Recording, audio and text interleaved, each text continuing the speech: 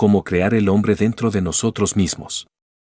Bueno, lo interesante es comprender, realmente, de qué manera y en qué forma se puede crear al hombre dentro de nosotros mismos, porque el error de la humanidad es creer que el hombre ya existe. Y no hay tal, porque, para ser hombre, se necesita poseer los cuerpos físico, astral, mental y causal, y haber recibido los principios anímicos y espirituales. Los pseudoesoteristas y pseudo-ocultistas creen que ya toda la humanidad posee esos cuerpos, lo cual revela falta de idoneidad en los investigadores de dichas escuelas, porque si esos investigadores fueran idóneos en el terreno de la investigación superior, se darían cuenta de que no toda la humanidad posee tales cuerpos. En nombre de la verdad, yo sí puedo decirles que he investigado a fondo esta cuestión en los mundos superiores, y por mí mismo, directamente, he comprobado que no todos los seres humanos poseen tales cuerpos. Fabricar los cuerpos astral, mental y causal, y recibir los principios anímicos, es vital para poder convertirse uno en un hombre verdadero. Antes de ese estado, uno no es más que un pobre animal intelectual condenado a la pena de vivir, y esa es la cruda realidad de los hechos. Bien, pero vamos a ver cómo se crea el cuerpo astral, cómo se crea el cuerpo mental, cómo se crea el cuerpo causal, eso es importantísimo. El fundamento, pues, de toda la gran obra, está en la elaboración del mercurio y para elaborar el mercurio se necesita un sencillo artificio, que es el secretum secretorum de la gran obra. Ese sencillo artificio no es más que el arcano AZF, que podríamos formularlo en la siguiente forma: conexión del lingam yoni, sin eyaculación del enseminis. Cuando uno consigue, con ese sencillo artificio, transmutar la energía creadora, pues está, de hecho, en el camino del éxito. Ante todo, el mercurio no es más que el alma metálica del esperma. En alquimia, el esperma es el azogue en bruto. Se dice que con ese esperma transmutado se elabora el mercurio, que es el alma metálica del esperma.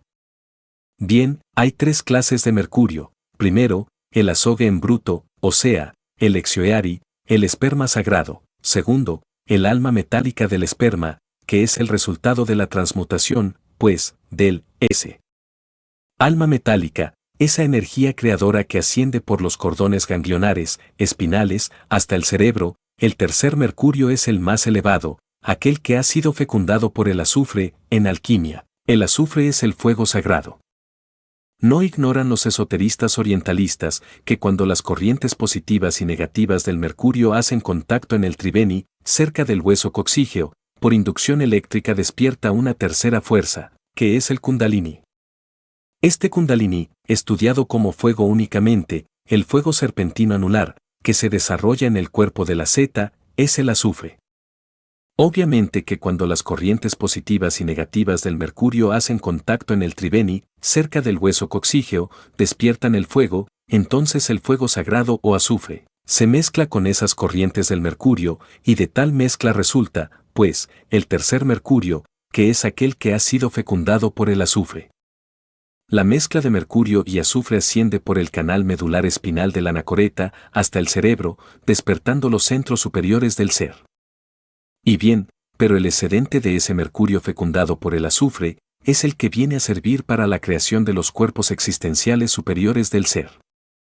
Cuando el mercurio fecundado por el azufre cristaliza dentro de nuestra psiquis y dentro de nuestro organismo en general, con las notas do, re, mi, fa, sol, la, si, se forma el cuerpo astral.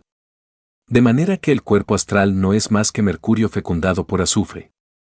Cuando mediante una segunda octava, do, re, mi, fa, sol, la, si, cristaliza el mercurio fecundado por el azufre, asume la figura del cuerpo mental.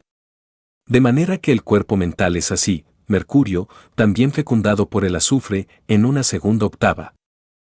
Pero cuando cristaliza el mercurio fecundado por el azufre en una tercera octava, con las notas do, re, mi, fa, sol, la, si, se forma el cuerpo causal. Un hombre que tenga los cuerpos físico, astral, mental y causal, es un hombre de verdad que recibe los principios anímicos y espirituales, un hombre auténtico. Antes de eso, no se es hombre, se es animal intelectual, pero no hombre. Ahora, bien vale la pena comprender todas estas operaciones del azogue o del mercurio. Para eso trazaré aquí un dibujo específico, definido, ¿no? como una especie de botella primera, ¿no? ¿Qué la llamaría yo el primer mercurio, no? Primer mercurio, o sea, azogue, no. Azogue, igual a esperma, ¿no? Esperma. Pero esa primera botella, o primer recipiente, da origen a un segundo recipiente, que es el segundo mercurio, ¿no? Segundo mercurio. Y el segundo mercurio, a su vez, da origen a un tercer mercurio, es el mercurio fecundado por el azufre. A ese tercer mercurio que es el más útil, el más importante, porque el tercer mercurio, que es bastante importante, es lo que se llama entre los griegos, el famoso archeus, arché o archeus, finalmente le dicen el arché, en griego, el famoso arché. De ese tercer mercurio, que es el arché, salen los cuerpos existenciales superiores del ser. También encontramos el arché en el macrocosmos, el arché macrocósmico. Ese arché macrocósmico es la nebulosa de donde salen los mundos. ¿Qué es la nebulosa, que es el arché macrocósmico? Es una mezcla de sal, azufre y mercurio. Y también aquí está la sal, el azufre y el mercurio. La sal está contenida en el esperma sagrado y se sublima con las transmutaciones. De manera que en el arché del microcosmos hay también sal, azufre y mercurio, y en el arché del macrocosmos. Estudiante. ¿Cuál viene a ser la sal aquí, maestro? Maestro. La sal está contenida en las secreciones sexuales, solo que... Estudiante. Pero, sal. Maestro. Pero que pasa por distintas sublimaciones. De manera que cuando se realizan las transmutaciones, también se transmuta la sal. Estudiante. Ajá. En el arché del microcosmos, de donde salen los cuerpos existenciales superiores del ser, si hay sal, azufre y mercurio, en el arché del macrocosmos hay también sal, azufre y mercurio, ¿no? Sal, azufre y mercurio en el arché del microcosmos y del macrocosmos. De ese arché salen, el del macrocosmos. Ahora, ¿qué es la nebulosa? En una nebulosa está el arché del macrocosmos, sal, azufre y mercurio, de allí salen las unidades cósmicas, los mundos. Estudiante. O sea, ¿se confirma aquí que como es arriba, es abajo? Maestro. Aquí abajo tiene que ser lo mismo. Si allá arriba, para que los mundos salgan, surjan a la existencia, se necesita de la materia prima que es el arché, mezcla de sal, azufre y mercurio, aquí abajo, en el microcosmos hombre. Hay que elaborar también nuestra nebulosa particular, individual, con sal, azufre y mercurio, hacerla. Y de ella surge, como allá arriba surgen los mundos, aquí surgen los cuerpos existenciales superiores del ser. Lo que el gran arquitecto del universo hizo en el macrocosmos, nosotros lo tenemos que hacer aquí, en pequeño, dentro del microcosmos hombre, porque tal como es arriba, es abajo. Así es como pueden surgir los cuerpos existenciales superiores del ser en un hombre, ¿me han entendido? De manera que, entonces, se necesita crear el arché dentro de nosotros, el arché es sal, azufre y mercurio, tanto arriba como abajo. Creado pues el arché, ese arché viene a cristalizar en los cuerpos. Un cuerpo es una mezcla de sal, azufre y mercurio, tanto en lo físico, como en lo astral, en lo mental y en lo causal. Ese es, pues, el asunto, ¿no? ¿Y cómo se fabrica el arché? Entonces ahí viene la cuestión de las botellas, no, el primer mercurio, segundo mercurio, tercer mercurio, pues, no, 3 mercurios, 1, 2 y 3. El tercer mercurio ya es el arché, con él es que se hacen los cuerpos.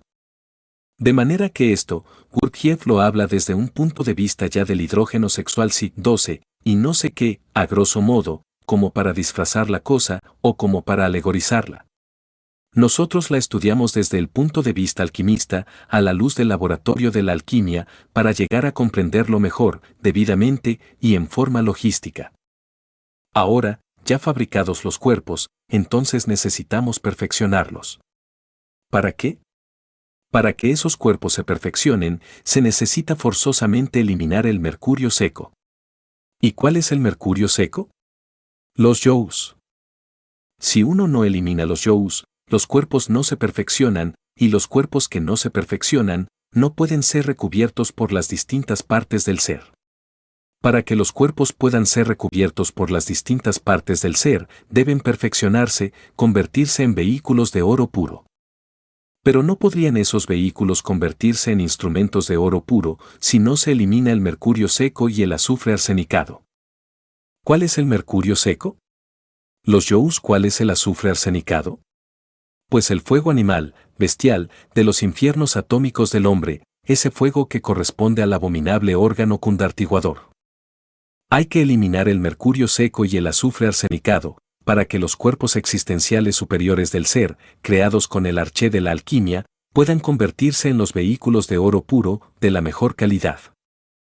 Esos vehículos de oro puro pueden ser recubiertos por las distintas partes del ser, y allí, al fin, todos ellos, penetrándose y compenetrándose mutuamente, sin confundirse, vienen a servir de envoltorio para nuestro Rey, el Cristo íntimo. Él se levanta de su sepulcro de cristal cuando hay un envoltorio de esa clase y se recubre con ese envoltorio para manifestarse aquí, a través de los sentidos, y trabajar por la humanidad. Así es como el Señor viene a la vida, surge a la existencia el Cristo cósmico, o sea, el magnés interior de la alquimia. ¿Cuál es la piedra filosofal? La piedra filosofal es el Cristo íntimo, vestido con esos cuerpos de oro, o recubierto con esa envoltura de oro. Esa envoltura de oro, formada por los cuerpos, es el Tosoma Eliacón, el cuerpo de oro del hombre solar. Estudiante. ¿El Adam Kadmon? Maestro. Adam Kadmon. Cuando uno posee, pues, la piedra filosofal, tiene poderes sobre la naturaleza sabe obedecernos, posee el elixir de larga vida, puede conservar el cuerpo durante millones de años, la naturaleza le obedece. De manera que este es el camino está la alquimia. Ahora bien, fíjense ustedes la relación que hay, en las minas lo vemos, entre los átomos del oro, propiamente el oro, y el azogue. Estudiante. Sí, y en la plata también. Maestro. Sí. Estudiante. ¿A la plata la amalgaman? Maestro. ¿Amalgaman? Pues bien, dentro del organismo humano suceden cosas similares. Resulta que como esos cuerpos son mercurio fecundado por azufre, en esos cuerpos del mercurio tiene que aparecer entonces el oro, tienen que ser fijados los átomos de oro. Pero, ¿quién podría fijar los átomos de oro en el mercurio? No podrían ser fijados sino por un artífice, que no es otra cosa sino el famoso antimonio, el antimonio de la alquimia. El antimonio de la alquimia no es como se cree una mera substancia química, no. En alquimia, el antimonio es una de las partes de nuestro ser, habilísima en transmutación del plomo en oro. Esa parte de nuestro ser, especializada en eso, sabe fijar los átomos del oro en los cuerpos del mercurio. Así es como los cuerpos del mercurio vienen a convertirse en cuerpos de oro puro, de la mejor calidad. Cuando uno posee ya los cuerpos de oro puro, recibe también la espada de oro, ya uno es un arcángel, con espada de oro puro, de la mejor calidad, una espada que se revuelve, amenazadora, y que lanza fuego y llamas, la espada de los arcángeles. De manera que, bien vale la pena, pues, fijar los átomos del oro en el mercurio. Todo eso se puede hacer, a condición de eliminar el mercurio seco y el azufre arsenicado. Si alguien no elimina el azufre arsenicado y el mercurio seco, sencillamente no logra perfeccionar sus cuerpos y hacerlos de oro de la mejor calidad. Así, pues, todo el secreto de la gran obra consiste, en eso, en saber fabricar el mercurio, hasta crear el arché, la nebulosa íntima, particular, de donde han de surgir los distintos cuerpos. Por ahí descansa, ese es el camino del trabajo. Estudiante. Maestro, ¿cómo empieza a sentirse, evidentemente, la comunicación entre el íntimo y Maestro? Pues eso no es posible en tanto exista el ego, y en tanto no esté uno trabajando, mejor dicho, en la disolución del ego. A medida que uno va disolviendo el ego, va entrando en comunicación con el íntimo. Estudiante. Nunca lo presume uno, lo. Maestro. Lo presiente nada más, el íntimo viene a manifestarse ya, a uno, fuera del cuerpo físico, en aquellas horas en que el cuerpo físico está en la cama durmiendo, entonces viene a uno el íntimo, para instruirlo, para enseñarlo. De manera que, poco a poco, el íntimo va surgiendo de entre las profundidades de uno mismo. Estudiante. Volviendo al aspecto alquímico, ¿qué nos está explicando? Maestro. Sí. Estudiante. Las tres calcinaciones del mercurio por el hierro y por el fuego, ¿son precisamente lo que nos habló? Maestro.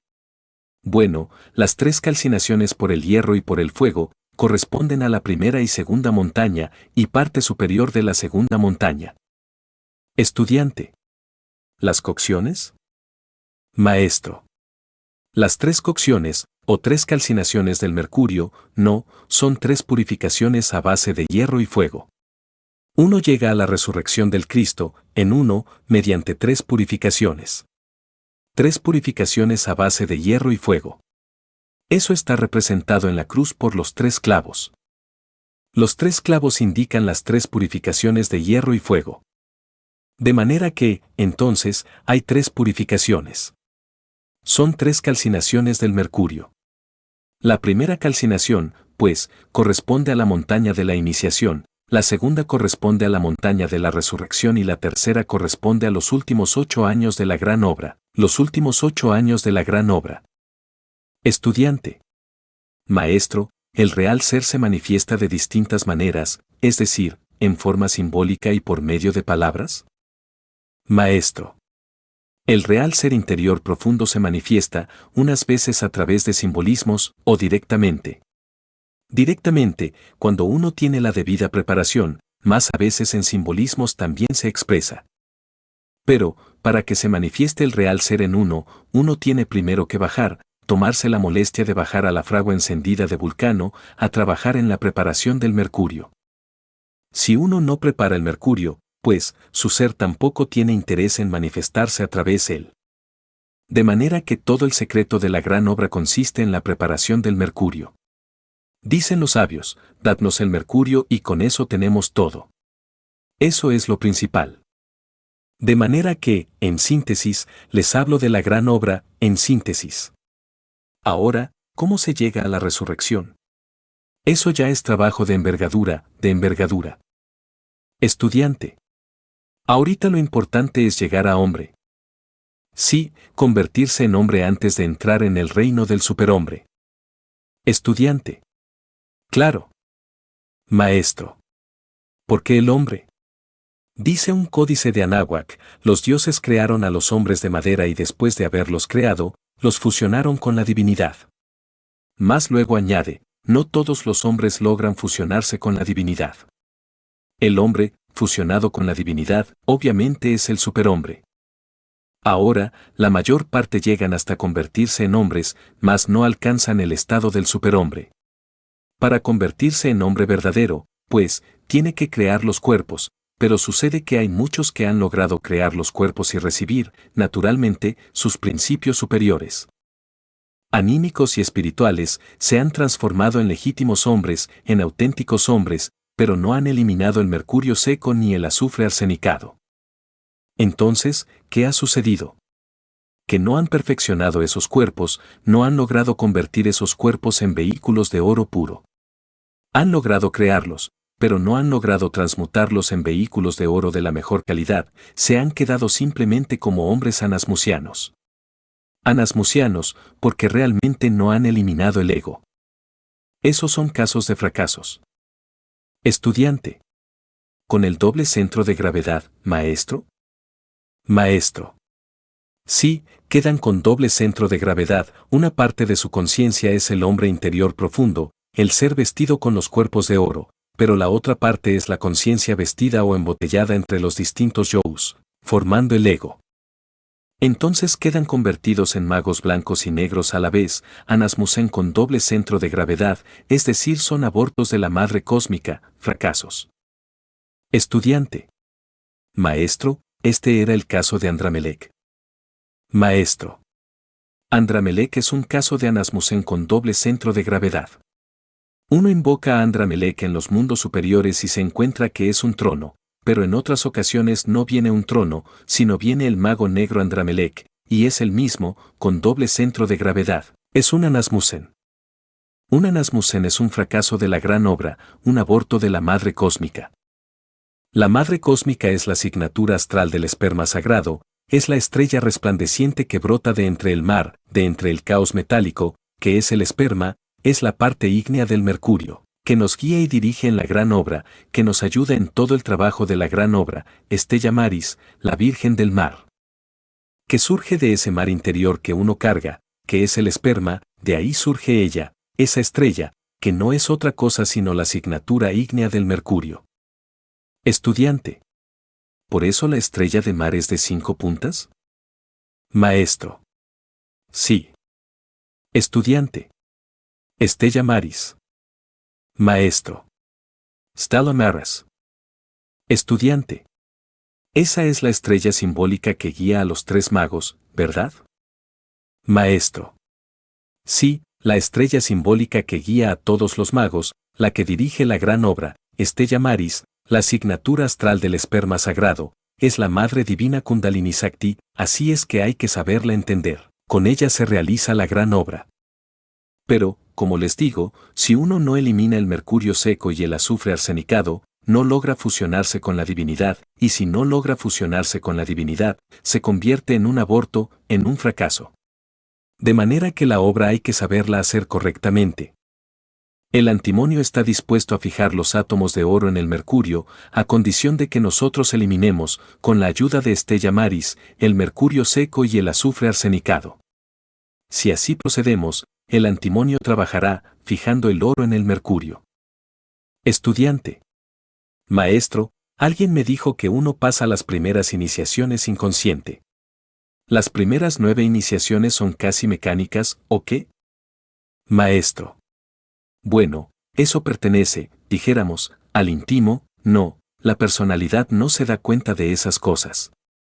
Son esas primeras iniciaciones de los misterios menores, son el sendero probatorio, no, eso es cuestión de la probación no más, no tiene ninguna importancia. Que tenemos romper con esa cadena de los misterios menores. Lo fundamental, para nosotros, son las 8 grandes iniciaciones de misterios mayores. Eso es lo fundamental, lo demás, las iniciacioncitas esas de misterios menores, esas son las del sendero probatorio, las de los discípulos a prueba, una cadena que hay que volver pedazos. Lo fundamental, para nosotros, es el trabajo en la gran obra, eso es lo vital y a eso debemos dirigirnos, a realizar toda la gran obra. Ahora, para comprender los misterios de la gran obra, se necesita recibir el donum Dei, o sea, el don de Dios. Si uno no ha recibido el don de Dios para poder entender la ciencia de la gran obra, aunque la estudie, no la entiende, porque resulta que no se dirige al intelecto, se dirige a la conciencia.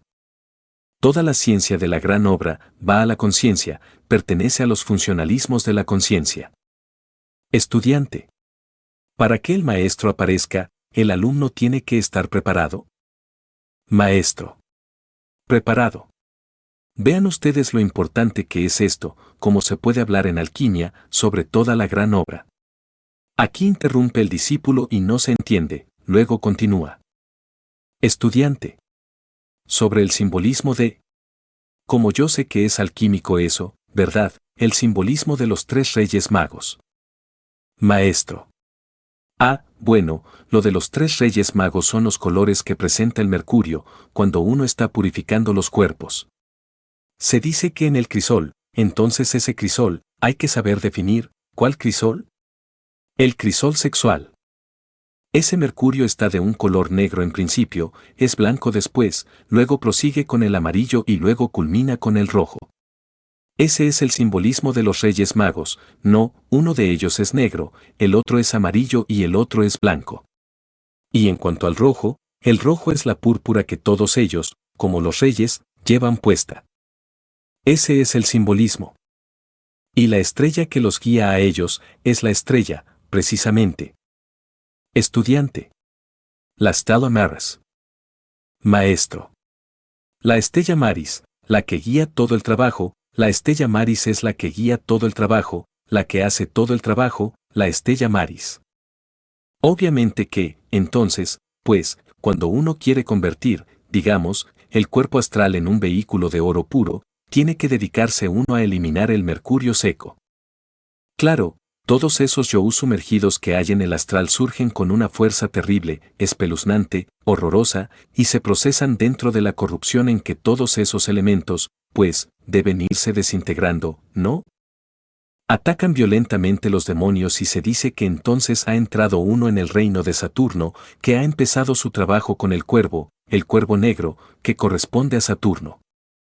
Cuando ya todos esos elementos comienzan a ser destruidos y desintegrados en el Mercurio, el cuerpo astral comienza a emblanquecerse.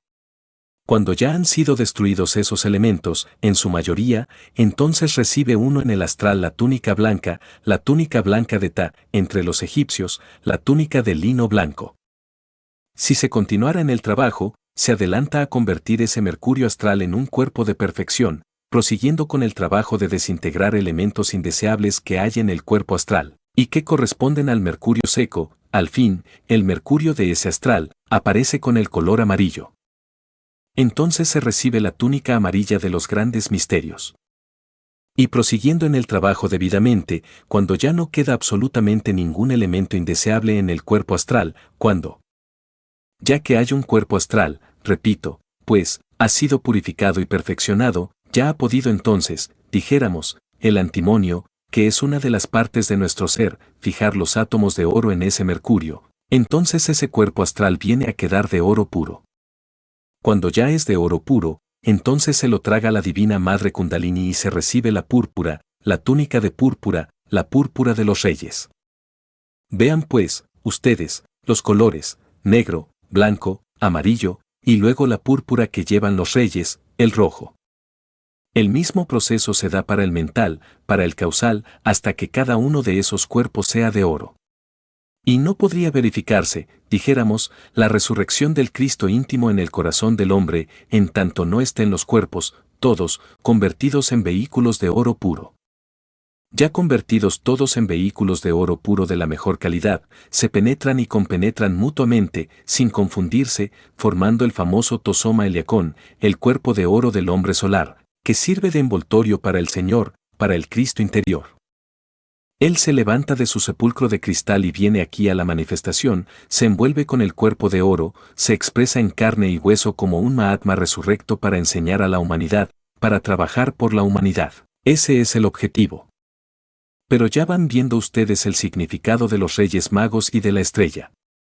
En cuanto al niño, ese niño es el Cristo íntimo, el niño que adoran los Reyes Magos, el Cristo íntimo, que tiene que pasar por todo el drama cósmico. Durante el proceso de la alquimia, el Señor interior profundo trabaja terriblemente. Él, en el fondo, es ya el dirigente de la gran obra, porque la misma Stella Maris trabaja bajo su dirección, Él es el jefe de la obra. De manera que cuando ya el Señor interior profundo ha terminado la totalidad de la gran obra, entonces, es claro, que Él resucita en uno. El Señor interior profundo, el Cristo íntimo nace como un niño en el corazón del hombre y tiene que desarrollarse durante el trabajo esotérico, tiene que vivir el drama cósmico dentro de uno mismo y tiene que trabajar, terriblemente, dentro de uno mismo, porque Él se hace cargo de todos nuestros procesos mentales, volitivos, emocionales, etc. En una palabra, se hace hombre entre los hombres y sufre las mismas tentaciones de la carne que todos, y tiene que vencer y triunfar hasta salir triunfante. Cuando ya esos vehículos, todos, son de oro, Él ha triunfado, ya puede darse el lujo de vestirse con esos cuerpos y de venir al mundo de la carne para vivir como todo un adepto resurrecto, triunfante y victorioso. Por eso es que para el Señor interior profundo, que es el Cristo íntimo, son todas las alabanzas, todos los elogios, porque solo Él es digno de toda majestad y honra, porque Él es nuestro verdadero Salvador. Esta es la esencia del Salvator Salvandus, del que se habla en el gnosticismo universal. Él quiere salvarnos desde adentro, Él es el Salvador interior, el jefe de la gran obra, el director del laboratorio, el magnés interior de la alquimia, y vestido Él con los cuerpos de oro, es la piedra filosofal, la gema preciosa, el carbunclo rojo. Quien posee esa piedra, tiene el elixir de larga vida, quien posee esa piedra, tiene la medicina universal, quien posee esa piedra, tiene el poder de transmutar el plomo en oro, los polvos de proyección, etcétera, etcétera, etcétera. Esa piedra es muy, dijéramos, dúctil, elástica y perfecta, no, es fusible, se puede echar entre el fuego como la manteca sin que se pierda. Uno puede echar manteca entre una sartén, por ejemplo, y no se pierde, es fusible. Así es la piedra filosofal se sostiene entre el fuego. Se puede perder, dijéramos, el espíritu metálico de la piedra, es el Cristo íntimo, ese espíritu metálico puede evaporarse. ¿Cuándo? Cuando un metal se funde. ¿Cuándo se funde un metal? Cuando se derrama el vaso de Hermes. Entonces se funde un metal, hay una reducción metálica del oro en tal o cual cuerpo y eso da origen a que el magnesio interior se escape. Entonces se dice del sabio que ha perdido la piedra filosofal, que la ha disuelto entre el agua. Estudiante. ¿Cuándo se cae el bodhisattva? Maestro. Bueno, hablando en ese lenguaje, ya fuera de la gran obra, tosco y rudo, diría que cuando se cae el bodhisattva, ¿no? Pero, realmente, en alquimia, se dice claramente, cuando se echa la piedra al agua, cuando se disuelve en agua, en día sábado. Estudiante. ¿En día sábado? ¿Por qué en día sábado, maestro? Maestro. Eso hay que entenderlo esotéricamente, sábado es Saturno, y es el reino de la muerte. Estudiante. Ah. Maestro. Quien disuelva su piedra en agua, pues, la pierde y queda sin la piedra. Estudiante. Y en aquello del séptimo día de descanso, ¿qué honraban los antiguos? ¿Qué significado tiene? Maestro. Eso está relacionado con la gran obra, todo el Génesis está relacionado con la gran obra, el primer día del Génesis corresponde al trabajo en el abismo y al primer sello del Apocalipsis. El segundo día del Génesis corresponde al trabajo con las aguas amarillas y todo eso, con el cuerpo vital. El tercer día del Génesis corresponde al astral, cuarto día del Génesis, al mental, el quinto día del Génesis, al causal, el sexto día del Génesis, pues al sexto sello del Apocalipsis, ¿no? Al búdico o intuicional y luego, pues, el séptimo sello o séptimo día de la creación es el día de descanso, porque el trabajo se hace en 6 días o periodos de tiempo. Al séptimo hay descanso, luego, en el octavo, viene la resurrección del Señor. De manera que el Génesis y el Apocalipsis se complementan. Estudiante. Pero, hablan de 7 días, nada más. Maestro. Sí, cada día de esos es un año. Estudiante. ¿Cósmico? Maestro. Sí, un año terrestre, un año humano, porque la gran obra en síntesis se realiza a 8 años. Ya en síntesis, la parte superior de la gran obra son 8 años, ¿no? Aunque los periodos de trabajo y de preparación son muchos más, ¿no? Pero ya la última síntesis, último periodo en que se concluye la gran obra son 8 años, los 8 años de Job, los 8 años maravillosos, 7 días, y en el octavo hay resurrección. La obra se realiza, pues, en periodos de tiempo. Pero todo eso se puede realizar en una sola existencia, bien aprovechada. El Génesis y el Apocalipsis son textos de alquimia. El Génesis es para vivirlo ahora mismo en el trabajo de la alquimia, lo mismo que el Apocalipsis. El Apocalipsis es libro de la sabiduría, un libro de la alquimia. ¿El Apocalipsis no está desvirtuado en las diferentes traducciones? Maestro. Es el único con que no se ha metido nadie, porque como nadie lo entiende, nadie se mete con él. Se ha podido salvar, gracias a eso. Pero toda la gran obra está en el Apocalipsis, ese es el libro de la sabiduría, el libro donde están las leyes de la naturaleza. Cada cual tiene su propio Apocalypse interior. Existe el Apocalipsis de Pedro y el de Juan, y el de Pablo, también existe el Apocalipsis de cada uno de nosotros, su propio Apocalipsis. Y hay 2 formas de vivir el Apocalipsis, o lo vive dentro de uno mismo, haciendo uno mismo la gran obra, o tiene que vivirlo con la naturaleza, con la humanidad en general. Por ejemplo, la humanidad actual ya rompió el 6º sello y está aguardándose el momento en que rompa el 7º sello. Cuando eso sea, habrá un gran temblor, vendrá el cataclismo final, con la destrucción total de esta raza. O lo vive uno dentro de sí mismo, es pavoroso dentro de sí mismo, y culmina con el Maestro resurrecto. ¿Los 7 sellos? Representan los 7 cuerpos, son los 7 cuerpos, el físico, el etérico, astral, mental, causal, búdico y átmico. El Apocalipsis es interior, profundo, y es para vivirlo dentro de uno mismo, lo mismo que los evangelios. Los 4 evangelios del Cristo son alquimistas y son para vivirlos dentro de uno mismo. Y el Cristo está dentro de uno mismo tiene que encontrarlo, uno mismo, es el director de todo el trabajo del laboratorio. Estudiante. Pero el Jesús histórico, ¿sí existió, maestro? Maestro. El Jesucristo histórico sí, el gran Kabir existió. El mérito de él fue que hizo conocer la doctrina del Jesucristo íntimo, particular, de cada uno de nos, ahí está su mérito, él propagó esa doctrina. Como el Gautama, el Buda, su mérito está en que enseñó la doctrina del Buda interior de cada uno de nos. Gautama, el Buda, se apoya en la doctrina del Buda íntimo, de cada cual, y Jesús de Nazaret hace conocer la doctrina del Jesucristo íntimo de cada uno de nosotros.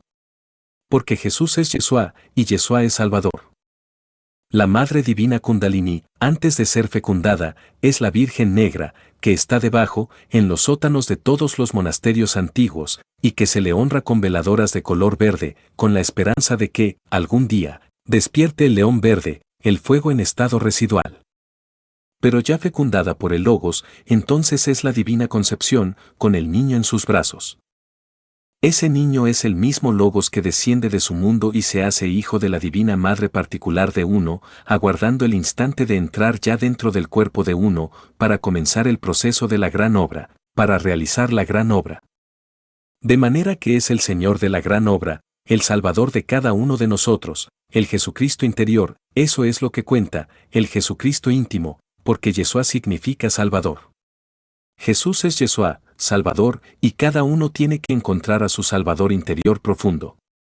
Estudiante. ¿Entonces, Jesús encarnó a Cristo? Maestro.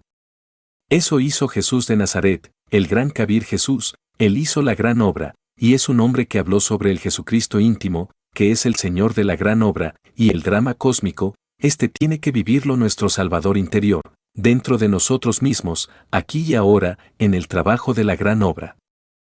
Los 3 traidores, por ejemplo, que son, Judas, Pilatos y Caifás, son 3 demonios. Judas es el demonio del deseo, que cada uno carga en su interior. Pilatos es el demonio de la mente, que siempre encuentra disculpas, justificaciones y evasivas para sus peores errores, y en cuanto a Caifás, es el demonio de la mala voluntad en cada uno de nosotros, aquel traidor que cambia al Cristo, o mejor dicho, que prostituye la religión. Caifás es un sacerdote, ¿y qué es lo que hace? Convierte el altar, ¿en qué? En lecho de placer, y copula con las devotas y vende sacramentos, y cada uno carga a Caifás adentro. De manera que Judas, Pilatos y Caifás son los 3 traidores que traicionan al Cristo íntimo. Ellos son los que lo entregan a la muerte, y todos los millones de personas que piden su muerte son los yos de uno que gritan, crucifixia, crucifixia. Y nuestro Señor interior profundo es coronado con corona de espinas y es azotado, eso lo puede ver todo místico, y por último, es crucificado. Así, baja de su cruz y es colocado en su sepulcro, y después, con su muerte, él mata a la muerte, es lo último que hace él. Y después resucita en uno. Vestido con los cuerpos de oro puro, vestido con los cuerpos de oro puro, entonces, he ahí que tenemos ya la piedra filosofal. Dichoso el que la tenga, porque ese ya, pues, es un maestro resurrecto. Son los misterios del Evangelio, que son para vivirlos aquí y ahora, dentro de nosotros mismos. Y la vida, pasión, muerte y resurrección del Cristo, no es algo estrictamente histórico, como creen las gentes, es algo de actualidad inmediata y que cada uno de nosotros tiene que realizar en su trabajo de laboratorio. Esa es la cruda realidad de los hechos. No es algo que corresponde al pasado, que sucedió hace 2000 años, no señor, es algo para vivirlo ahora, y yo les doy testimonio de todo eso, porque a mí, todo eso, me ha tocado vivirlo. En estos precisos instantes, mi Señor interior profundo está entre su santo sepulcro. En el año 1978, mi Señor interior profundo resucitará en mí, y yo en él, para poder hacer la gigantesca obra que hay que hacer por la humanidad, y será Él el que la hace, no mi insignificante persona, que no es sino un instrumento. Pero Él sí es perfecto y Él la hace, porque Él es perfecto. Y ahora, pues, estoy dando testimonio de lo que me consta, de lo que he vivido, no de lo que otros escriban o dejen de escribir, yo digo lo que me consta, esa es la cruda realidad de los hechos. Yo lo encarné, hace mucho tiempo, nació en mí un niño pequeño, cuando recibí la iniciación de Tiperet. Luego, él tuvo que crecer y desarrollarse dentro de mi insignificante persona, tuvo que pasar por todo su drama cósmico dentro de mí mismo. De modo que, al hablarles a ustedes en esta forma, hablo de lo que me consta.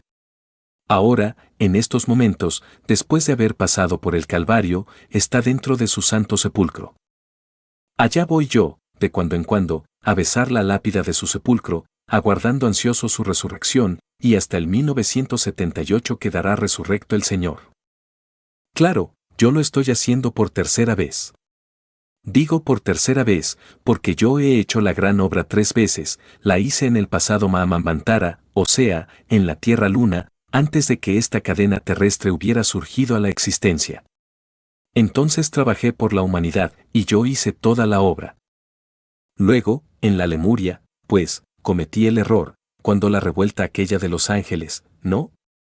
Que cayeron en la generación animal, no, claro, eso fue en la Lemuria, en el continente Mu, entonces, yo también cometí el error, como Jnani Bodhisattva, de caer en la generación animal, y entonces perdí la piedra, la eché al agua. En la misma Lemuria volví y la hice surgir. Luego, pues, en la meseta central del Asia, cometí el error que cometió el conde Zanoni, o sea, de tomar esposa cuando ya se me estaba prohibido. Entonces volví a echar la piedra filosofal al agua. Ahora, en esta nueva existencia, hice la gran obra, está para culminar ya, con la resurrección del Señor por tercera vez, por tercera vez. De manera que ya la he hecho 3 veces, en la antigua Tierra Luna la hice. Pues, cometí el error, allá, de echar la piedra al agua, y allá mismo me tocó volver a levantar la piedra, otra vez a darle vida a la piedra. En la Lemuria cometí el error de delinquir, y luego, en la misma Lemuria la eché arriba otra vez. Y luego, en la raza aria, volví a delinquir y en la meseta central del Asia, volví a echar mi piedra al agua, y ahora la estoy, otra vez, haciendo surgir a la existencia por tercera vez. De modo que ya tengo experiencia, ya conozco el camino y lo conozco prácticamente. Lo que sí quiero decirles, es una gran verdad, cuando yo elaboré la piedra filosofal por primera vez, era fuerte, poderosa la piedra, cuando la elaboré por segunda vez, fue más fuerte, y ahora que la estoy elaborando por tercera vez será todavía más poderosa, debido a la experiencia adquirida. Pues hay un principio muy inteligente que ustedes deben entender, un hombre puede luchar mucho y transformarse hasta llegar a la unión con Dios. Hasta ahí progresa, pero después de que llega a la unión con Dios, un hombre, que Dios se manifiesta a través de ese hombre, diríamos que de ahí para adelante, ya no hay ningún progreso, ¿no? Puesto que ya llegó a Dios, ¿ya qué más, no? Si quiere progresar ese hombre de ahí para adelante, tiene que, entonces, dijéramos, retrogradarse, o sea, echar la piedra al agua, queda sin la piedra. Pero cuando le vuelve a dar vida a la piedra, entonces es más penetrante esa piedra, más poderosa, extraordinario. Hay hombres que lo han hecho hasta 7 veces, echan la piedra al agua, hasta 7 veces, adeptos que la han echado hasta 7 veces. Ya, más allá de 7 veces, es muy peligroso, se puede caer bajo maldición. Yo lo he hecho 3 veces, pero francamente no lo haré una cuarta, no quiero exponerme a problemas. Y eso, las 3 veces que lo he hecho, me ha sabido el asunto a chicharrón de cerdo, demasiado doloroso. Estudiante. Ya lo creo. Maestro. Por ejemplo, en la meseta central del Asia, cuando eché la piedra al agua por tercera vez, desde de allí cuánto luché a través de los siglos para volverme a levantar. Qué karmas tan espantosos, qué amarguras tan terribles. Solo ahora, después de haber sufrido mucho, pero mucho, es que la piedra filosofal está otra vez para renacer, en el 78 la tendré otra vez, pero ¿a qué precio? Me eché toda la historia de la raza aria, para volverla a levantar. De manera que eso es muy doloroso, es un progreso muy peligroso. Hay adeptos que queriendo hacer más penetrante y más poderosa su piedra, intencionalmente bajan, ya no caen, sino bajan. ¿Cómo bajan? Toman esposa cuando ya les está prohibido, pero no eyaculan el licor seminal, sino que bajo la dirección de un gurú, trabajan con todas las reglas del arcano AZF. Pierden de todos modos la piedra, ya se les ha prohibido el contacto sexual, y después de cierto tiempo, bajo la dirección del mismo gurú, vuelven otra vez a darle vida a la piedra, hacen la gran obra. Entonces ya queda la piedra más poderosa que antes. Hay que diferenciar, pues, entre una caída y una bajada, ¿no? Yo no bajé así, intencionalmente, mis 3 casos fueron de caída, no de bajada, son de caída. En la meseta central del Asia, por el mismo error del conde Zanoni, puse amor en una hermosa dama inefable, y la tomé por esposa a pesar de que se me había prohibido, y eso dio origen a una caída. Pero si les digo, después de la experiencia de los siglos, que así es como se realiza la gran obra.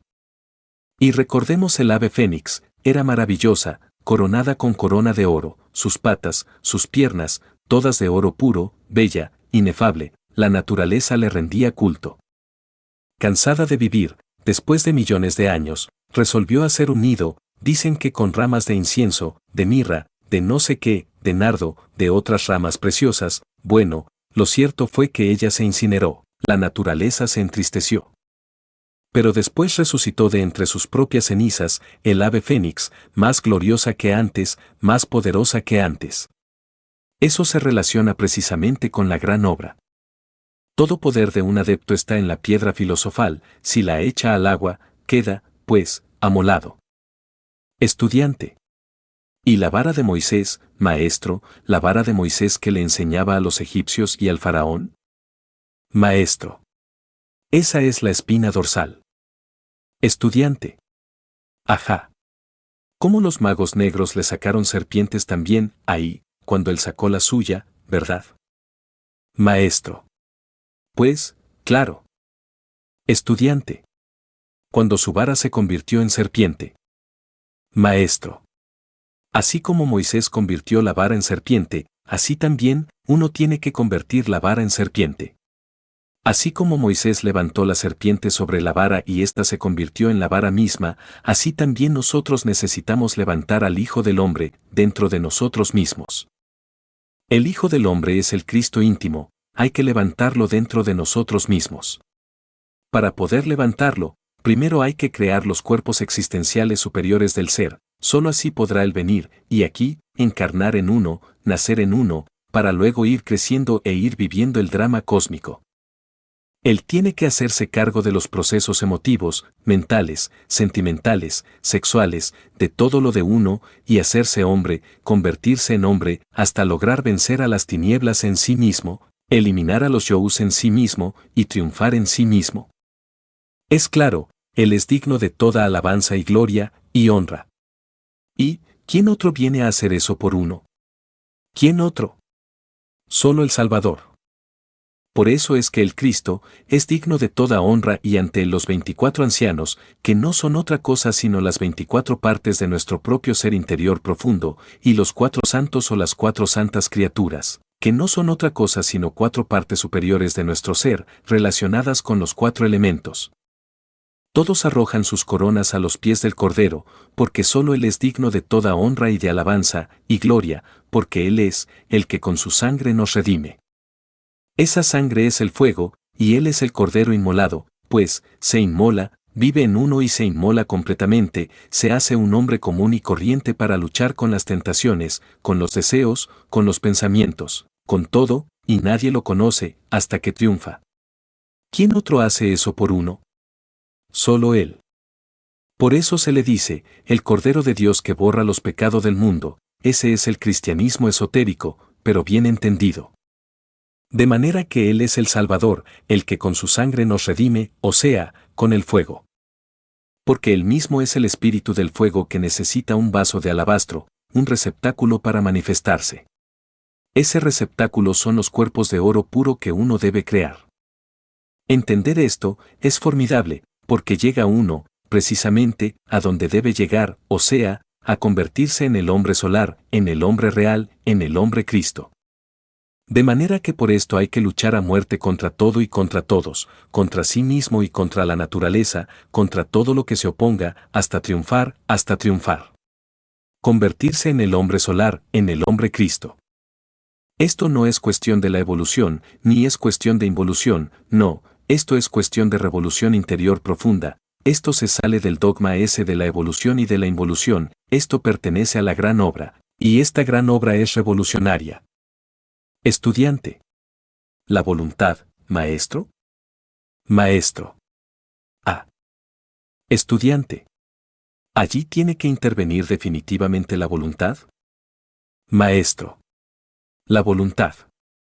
Estudiante. ¿No es un asunto mecánico eso? Maestro. No.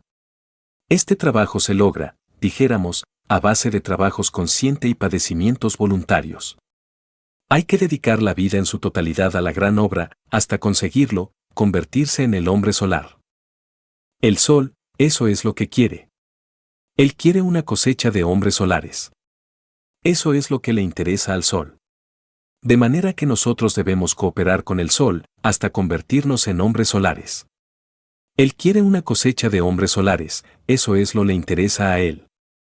Bueno, hermanos, creo que ya se nos ha hecho un poquito tarde.